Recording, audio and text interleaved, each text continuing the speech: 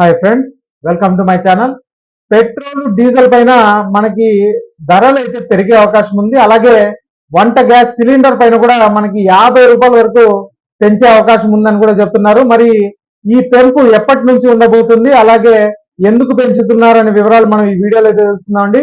First time మా ఛానల్కి వచ్చిన వాళ్ళు ఈ వీడియోకి అయితే ఒక్క లైక్ చేయండి, అలాగే మా ఛానల్ సబ్స్క్రైబ్ చేసుకోండి.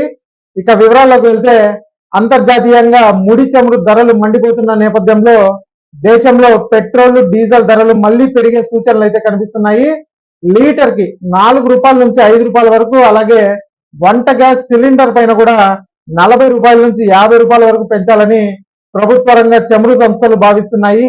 ఈ నెల అంటే మే 15వ తేదీ లోపే ఈ పెంపు పైన అధికారిక ప్రకటన ఉండవచ్చని కూడా విశ్వసనీయ వర్గాలు అయితే చెప్తున్నాయండి.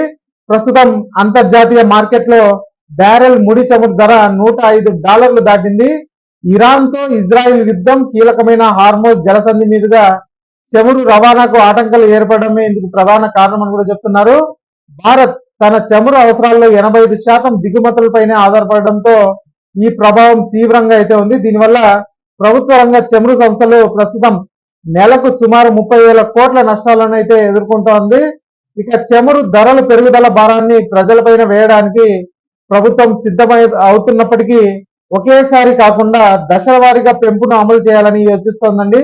ఒకేసారి పెద్ద మొత్తంలో ధరలు పెంచితే ద్రవ్యోల్బణం అదుపు తప్పుతోందని ఆందోళన ప్రభుత్వంలో కూడా ఉంది. అందువల్ల మొదటి దశలో 4 రూపాయల నుంచి 5 రూపాయలు పెంచే అవకాశం అయితే ఉంది. ఆ తర్వాత నష్టాలు భర్తీ అయ్యేంత వరకు 2 నుంచి 4 రూపాయలు పెంచుకుంటూ వెళ్లే అవకాశం ఉందని కూడా చెప్తున్నారు.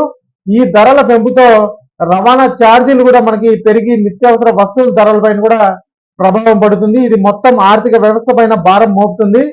పెరుగుతున్న చమురు ధరలకు తోడు డాలర్తో రూపాయి విలువ కూడా పడిపోవడంతో దేశం పైన రెట్టింపు భారాన్ని మోపుతుంది. దీనివల్లే మనకి ప్రధాని మోదీ గారు మొన్న జరిగిన హైదరాబాద్ సమావేశంలో కూడా దీని గురించి మనం పొదుపుగా వాడుకోవాలి, మనము పెట్రోల్ కానీ డీజిల్ కానీ అంటే వర్క్ ఫ్రమ్ హోమ్ చేస్తే మనకి ఈ పెట్రోల్ భారం తగ్గుతుందని కూడా ఆయన అయితే సూచించారు. ఇక గ్యాస్ ను కూడా మనము వినియోగించుకునేటప్పుడు చాలా జాగ్రత్తగా వినియోగించుకోవాలి, అలాగే ఆయిల్ ని కూడా జాగ్రత్తగా వినియోగించుకోండి అని కూడా ఆయన సూచించారు. మరి చూడాలి, ఈ రేట్లు మనకి 15వ తేదీ లోపల పెరుగుదల ఉంటుందని కూడా చెప్తున్నారు.